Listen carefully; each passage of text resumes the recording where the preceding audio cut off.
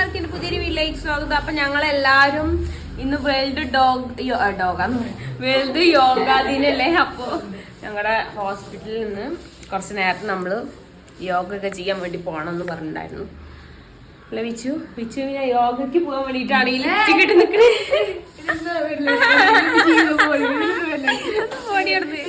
അപ്പൊ നമ്മള് നമ്മുടെ അടുത്ത് യോഗ മാറ്റ് ഇല്ല, അപ്പൊ ബെഡ്ഷീറ്റ് ഒക്കെ എടുത്ത് വന്നിട്ടുണ്ട്. നമ്മള് ഹോസ്പിറ്റലിൽ എത്തിയിട്ടുണ്ട് ഗൈസ്. ഞാൻ മോളിൽ പോയിട്ട് കാണിച്ചു തരാം. നമ്മൾ ഇത്രയും പ്രകൃതി രമണീയമായ ഒരു സ്ഥലത്ത് വന്നിട്ടാണ് ഗൈസ് യോഗ. നമ്മൾ ബെഡ്ഷീറ്റാണ് കൊണ്ടുവന്നത്, പക്ഷെ നമ്മളെയും കാട്ടി പുറത്തുമുണ്ടൊക്കെ എടുത്തിട്ടാണ് വന്നത്. ഇവിടെ ഇനി ശരിക്കും യോഗ മാറ്റം നമ്മൾ എത്താൻ വേണ്ടി കുറച്ച് ലേറ്റ് ആയെങ്കിലും കുഴപ്പമൊന്നും ഇല്ലാണ്ട് പെട്ടെന്ന് തന്നെ സ്റ്റാർട്ട് ചെയ്തു. പിന്നെ ഓരോരോ ആസനങ്ങളുണ്ട്, അതിൻ്റെ പേരൊന്നും എനിക്കറിയില്ല ഗൈസ്.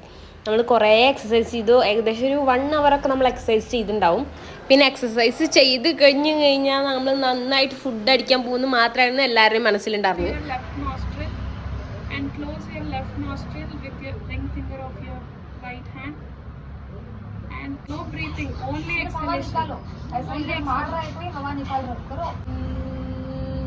ഈ ആസനം നമുക്ക് എല്ലാവർക്കും റിലേറ്റബിൾ ആണ് ഗൈസ്. കാരണം ചെറിയ കുട്ടിയൊക്കെ ആകുമ്പോൾ നമ്മൾ ഒരുപാട് ഞാൻ ദൈവമാണെന്നൊക്കെ ഞാൻ സ്വന്തമായിട്ട് ഇങ്ങനെ വിചാരിച്ചിട്ടുണ്ടായിരുന്നു. ഇനി നമ്മുടെ ഫോട്ടോ സെക്ഷൻ ആണ് ഗൈസ്. അപ്പൊ നമ്മുടെ യോഗ ഇവിടെ കംപ്ലീറ്റ് ആയിരിക്കുകയാണ്. അപ്പൊ ഇനി ഫോട്ടോ സെക്ഷൻ ഗൈസ്. നമ്മുടെ യോഗ കംപ്ലീറ്റ് ആയി നമ്മൾ കഴിക്കാൻ വേണ്ടി പോവുകയാണ് ഗൈസ്. ലഭിച്ചു എങ്ങനെയുണ്ട്? നല്ലൊരു എനർജി കിട്ടിയില്ലേ?